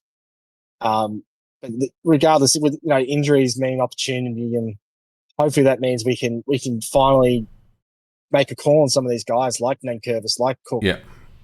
That we say, okay, well, this is their chance, and if they can't get it done like this year, then maybe that's it for them, especially a guy like Cook. So, well, I think those blokes will make the decision for the club. I think they've played enough AFL. They've shown their wares. There's clearly ability for both of them, and I think if the club does not push them into the best 23, those two will make the call themselves. That's what I guess I'm getting at. I think with Nank, yes. I think Cook's shown that he's got some real deficiencies as well that he is working on, but they're still to be tested yet in this new role. So he's a wait and see, I think. But, look, one thing I will say is that team we put up, it is very similar to the team we played in the finals last year. I would probably like to refresh the group a little bit more with a few more new faces. I know Archie's in there, but you actually look at the list, it's pretty much the same we finished with, isn't it? It is. So that's a bit of a worry. I know Pedler barely played last year, so he's one that I expect to have a really good year. And Nank didn't get much opportunity. He's one that should hopefully get a decent run at it. But, yeah, I'd just like to get some more names in their feed. It just seems like it's a bit so-and-so at the moment, a bit stale. Hopefully we can have a couple of guys step up in that 19 to 20-year bracket, like an Edwards, like a Marsh, that can, give us a bit more excitement, a bit of more exuberance in the team, because these are the guys that are going to help us improve if we're going to win a flag in the next couple of years. I think Sid's injury problems have probably curtailed the excitement around him a bit, but he's still an exciting, dynamic player when he's up and about. I think he's got a bit to offer. So there's a bit there, but I just worry that, as you say, it's the same unit that we've been trotting out by and large for a few years now, and I just think they've got to make a call. If they think Braden Cook or Luke Nankervis is part of the future, then they've got to find a spot. And if that means that Rory Laird or Wayne Miller Jr. has to give way, then so be it, right? Because someone's got to give way. You can't play 26 players. So if they don't make a call about those lads, if they expect those lads to continue to be satisfied with being fringe AFL, then those players will walk, and all of a sudden we've got, Laird who's ageing, Wayne Miller is not getting any younger either. So all of a sudden we have a hole in the list. So I think it's going to be very interesting to see how they manage that. My fear and my expectation is that they'll be quite conservative and continue with that best 23, and we'll be in a bit of a list management conundrum come season's end.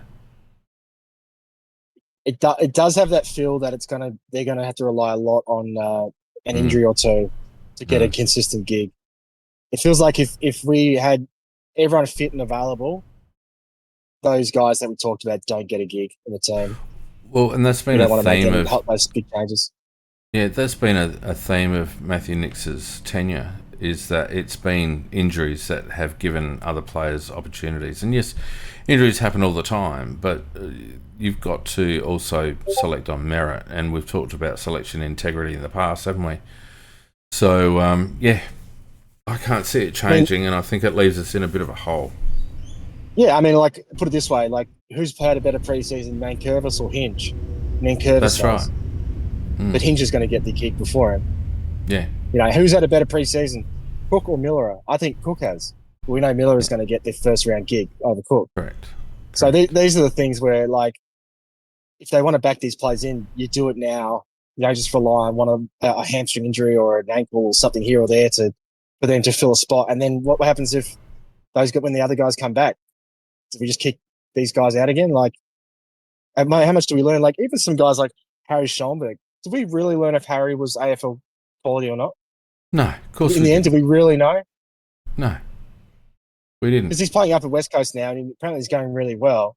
Yeah. And look, it's pre-season game, so he's playing against West Coast midfielders, which is a pretty easy gig. But like, if he has a good year this year, I'm not saying it's like I don't want to go on that tangent too much, but like, he was in and out of the team a lot. Did we ever give him a really good run at it in the last year or so to make a call? And I think we're falling into this trap with a few other guys, and I think Nankervis and Cook are good examples of that. Where they'll probably get delisted or traded at one point if we're not careful, and we won't know if were genuine AFL players because they were in and out of the team so much. We'll put it this way: we persist with a bloke like Chase Jones, who's got very limited toolbox, but we're quite happy to cast aside someone like Harry Schoenberg, not play a bloke like Luke Nankervis, who are probably more talented, and as you say, haven't had anywhere near the opportunities that Chase has had. So, I mean, I've always been a Harry fan, and I'll be very interested to see how he runs at West Coast. I reckon he'll get in there starting 23, and I hope he has a good season. I think he will too. Yeah, no, I think I hope the best for Harry, and I hope he has a good shot at it. Look, time will tell, and the Crows might be proven right that he wasn't quite up to it, but like, it looks like he's making a fair fist of it. And look, Lockie Murphy's a good example. I think we knew Lockie wasn't quite up to being an AFL player after 50 games, but he got 115 or so in the end. Yeah. Classic. There's other examples. Yeah, and look, we're not the only team that does, but it doesn't mean we have to be a team that does do it. And we fall into this trap too often. So I agree, Fiend. We came up with that team, I think partly, as much as we said it's our opinion, it is sort of based on what we think's going to happen, isn't it? Well, it is, yeah. And look, these guys a lot of these guys we talk about, they got us to a minor premiership last year. So they obviously performed to quite a high level. And they're not spuds. They're good players. Oh, God, no. But the difference is 1%. You need to make room, you know? Yeah, and you've got to take... someone at the club... the coach will coach from week to week, and that's quite reasonable to do that. But that's why you have an independent list management committee with some sort of an input on selection, because at some point conversations need to be had. You know, at some point you've got to manage the list. And usually those conversations would happen around about this time of the season, where you're having a look at your squad profile as a whole and going, all right, well, who do we need to start understanding what they can give us? And I don't think we necessarily manage our squad very well. I don't think we've managed our squad very well for quite some time. So I don't see it changing, and I just think it might cause us a problem down the track. But there you go. The last person just on that theme, And I know he's a bit of a whipping boy at times, and I know he does a lot of unrewarded work. But I think this is a really big year for Darcy Fogarty. I really do. I know he has not benefited from Tex being in the side for so long and playing second fiddle and all the rest of it, but I think Darcy this year has to take it upon himself to force Tex into that third forward situation and to force the fact that he is a prime leading target. And to me, Darcy needs to kick 50 goals this year. He really does. Yeah, it's a good point you bring up, Fiend, because I think that's my question about Darcy would be: is he just comfortable being what he is? Correct. He's a 40-goal-a-year forward. He's good for a goal assist or two as well. He's a great ball user. Gets you a dozen touches a game. Doesn't waste a pill very often. Just a good player, Yeah. Good player that everyone would want in their team, but he's not a star. Yeah. What's his ceiling? Could be a star. Does he want? Could be a star. Does he want to be more? I mean, he's always going to be held back a little bit by his lack of his wingspan, and he's just a bit undersized, but he's got tricks. So, while I watch the training, he doesn't really ever dominate. It's nice to watch in motion, and his kicking is sublime. In front of goal when he's passing to teammates, but he never really takes the control of the game. Every so often he'll do it in the AFL. He'll kick a bag of 5. We've seen that, but it's certainly not on a consistent basis like Thilthorpe's done now, and obviously Tex has done for a long time. So, yeah, I'm curious. I think he'll be one that starts a bit sluggish because he wasn't in full training until January. And he's not someone that's naturally a great aerobic runner as it is. Yeah. So I don't know how involved he's going to be able to get. But I agree. I'd love to see him just have a breakout year. He's 26 now. He's in his prime age now. I'd love to see him step it up. I just don't know if he's going to do it, or if he wants to do it, or if he can do it. You said something very pertinent there, and that is an ability to take control of a game. And I guess that's what I'm looking for from Darcy. I'm looking for Darcy to think to himself, all right, I'm going to, there are some games you walk out and you see your opponent, you go, I've got this. You know what I mean? And those games are where you've got to take advantage of either a mismatch or a player that you've always been able to beat, or or just you back in your own natural ability. I want to see him take control of games. It takes the pressure off Thilthorpe. It takes the pressure off Tex, who won't be around for much longer. And if he can't do that now, I think that's why he gets a bit passive when Tex isn't on the park, because he doesn't know how to fill those shoes. And I think he has to forget that Tex is there. Tex will do what Tex does. But I think Darcy has to impose himself on a few games this season. And if he doesn't, then he's another one I feel like may need to be turned over. And I know that'll be unpopular with many people. Not in his contract. I don't think anyone's going to take him on his contract. It's huge. No, not yet. But he needs to do it within the next year or two, mate. Because otherwise, what's the point of having him on that contract? Yeah, look, it's only going to get harder for him too, because right now, if you were an AFL coach against the Crows, which order are you putting in terms of the most important to cover over the 3 big talls? Thilthorpe's number 1. We can all agree there. You're putting 2 up on Thilthorpe. You're cutting off Tex's leads. Yeah, and you're forcing Fogarty high. That's the way I play our 3 talls.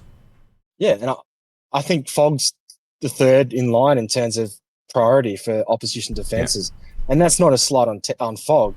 And he's probably more capable of playing than Tex these days, based on their ages. But I think clubs would still be worried about what Tex can do if he's in a mismatch, because he's just so good around goal. It'll hurt so you. good It just hurt you. Yeah, even at his age now, he'll still hurt you. So until that happens, I think Fogg, this is the easiest it's going to get for Fogg, because Tex retires this year, I'd imagine. So he's number 2 next year, and there's not much coming through just yet in terms of guys to come in the team and sort of take that role. So, yeah, I agree. This is as good as it's going to get for him in terms of being able to take advantage and take control of games. We saw it against Geelong for a patch earlier in the year in gather round, and he had a game against Collingwood that was really good, the MCG. But you're right, I just don't think he gets it quite done, especially in the back half of the year. And I think he gets injured quite a bit, which doesn't help. He seems to be someone that relies a lot on being fully healthy. Well, the shoulder last year didn't help, and that was quite a nasty injury, I think, and it limited him for the rest of the season, to be honest with you. So give him that one. I think just around this little bit off, I think the onus is on Tex to this is all about succession planning this season for Tex, in my opinion. And yes, I know you get on the ground, you want to put your best foot forward. As a forward, you want to kick a bag and all the rest of it, and there's nothing wrong with that. But I think this season, particularly if it is in Tex's mind his last, this season he has to be prepared to play second fiddle to Fogarty in that lead-up role, and maybe allow Darcy at times to play a bit deeper, and for Tex to get up a little bit higher, in my opinion. Yeah, I personally prefer the opposite, like with Fog working up the ground, because that's, I think, when he plays his best footy. No, I agree. They'll have to work that out, and because poor Filthy's going to get double teamed a lot, so they'll have an opportunity.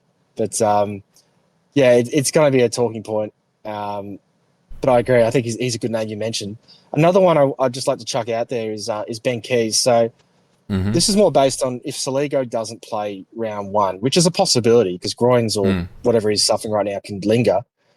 So they played Keys, as I said, a quarter in the match thing in the midfield, and he went fine. Keys has always been pretty clean on the deck. He knows his way around the midfield. It's his kicking that's always been the issue. Do you have an issue with that? If Saligo doesn't play round one, if Keys gets some midfield time, or do you think that's going back to a well that should be dry? I don't think that he has any place in the midfield whatsoever. Irrespective of his abilities, I just think that ship sailed. And it's a prime example, if you ask me, of where that would be terribly conservative to maybe put Keezy in the middle and maybe bring in Zach Taylor as a small forward or something like that. To me, he's a defensive forward who can kick a goal, and that's what he is in our side. And if a mid goes down, then we replace with a younger mid. And that would be if they put Keys in ahead of Saligo, for example, and a young midfielder missed out as a result. That's a prime example of what I was talking about before, about conservative selection. Yeah, just one to keep an eye on in the next couple of weeks because, for example, this internal in Port Augusta, I'll be shocked if Saligo played, unless it's very limited time.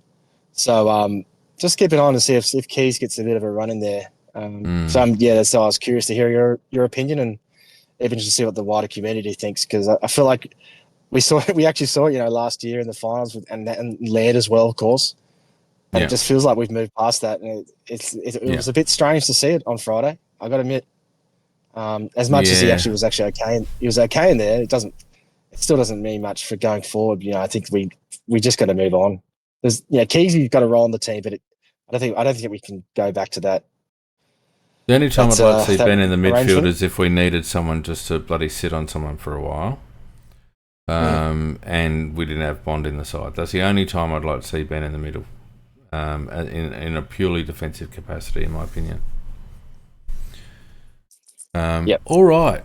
Well, mate, it's been a lot of fun, and I think we've brought a lot of value over the pre-season, and we wouldn't have been able to do it without your presence down there at training and your diligence and your knowledge and insight. So we really appreciate it, and I'm sure everyone watching appreciates it as well. So thanks very much for that, mate. I really do appreciate it. Yeah, look, I've had some really kind words lately and about it, doing it, and obviously I've stepped it up a bit in the last couple of years, but it's something I've enjoyed doing. So just to be able to give back something to the Crows community, who, as you've mentioned many times, don't get a whole lot of coverage other than bits and pieces here or there, and particularly interstate, we might as well not exist, boss. But to be able to provide insight and Yeah. provide details of things that aren't covered by either the club or the outside media that people want to know, about, particularly with injuries and such, and all positional changes. A lot of that stuff doesn't come out until around this time now. But you guys have known about it since December because me and others have been able to attend training. So, I'm glad everyone appreciates it. I can waffle on at times a bit, but I really do appreciate the kind words. But it's, as I said, it's just something that I enjoy doing, and if you guys get something out of it, that's an extra bonus. So, and obviously you allow me to have this platform to tell people as well. So that's been great. I appreciate it, boss. We're better for your presence, mate, and you will be joining us after a well-earned break when the weekend wrap comes back. So you won't be lost to us, and I know that of course not. Between you, me, and Brownie, we will deliver, that sort of content for Crows fans, because that's what we want to do. That's the reason Crowcast exists, is to fill that gap for people. And then, of course, on Tuesday nights with Macca, just me and Macca. I don't know why I did it to myself. Why did I just make it so that me and Macca are just going to sit there and duke it out on Tuesday night? I think you secretly love it, Finn. You just don't want to say, mate. Maybe. You don't want to give Macca that ego boost, but I miss the great man.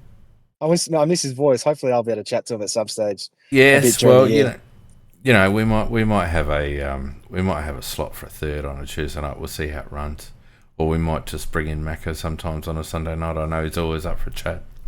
But I am looking good. I am looking forward to getting Tuesday night live back. It won't. It'll be very Crow centric, but we'll be talking about other games and the AFL more broadly as well. So it'll be a little bit more general than the wrap show, which will be very specifically about the Crows match of the round. So if you're listening and you haven't yet got around us, keep that pegged for the coming weeks. But yes, mate, thank you very much. We will leave it there, and you've been relieved of your duties for the remainder of the pre-season. Your contractual obligations. You've earned your money, so well done. Thanks, mate. Don't know what happened to that money, but whatever. Thanks to everyone who's supported also these recordings during the pre-season. We've had fantastic support, mate. We've had, around about 1,200 views per episode. We've gained another 30 or 40 subscribers just in the pre-season, which is fantastic. So for all those people that are new to the channel, make sure you stick around during the season. It's always a good time, and thank you very much for your subscriptions. If you want to support the channel financially, you can become a member. I try to release pre-recorded stuff a little bit ahead of time for our members to give you a little bit of value, but it really is just a bit of a vehicle to chuck us a couple of bucks, which always helps. Of course, you can use super thanks and super likes and all sorts of crap during the course of the season if you want. And most importantly, get around our Discord channel, because we have a fantastic community. It really lights up during the season, doesn't it, big man? And there's some great conversation, not only on game day, which is always entertaining, and sometimes I just have to put it aside, but also during the week. It really is 24/7 Crows chat in there, as well as some other stuff as well. So links are in all our socials. Even during our live shows. Oh, just yeah, like 100%. The chats just flow through. Like, there's so many people having their input, and it's been great. So I'm sure it'll be even bigger this year. So get around it. Well, I'm not sure whether people notice, but we actually have chat running in YouTube and also Discord at the same time during our live shows, and we have a chat relay bot that sends one to the other, so they can chat between each other during the course of the show, and we stream that relay chat, that combined chat during the show. So. But it's not unusual for us to get 700 or 800 chat messages during a live show. It's crazy, and it's so good. And that interaction is what we're all about. So just another reason to get around our Discord channel. The links to join our channel are in our descriptions and in our socials and all that sort of stuff. So I think that's all the plugging I need to do, mate. Thanks very much again for your efforts. And we will see you when the wrap resumes in a couple of weeks. Thanks for having me on, Fiend. Thanks, everyone.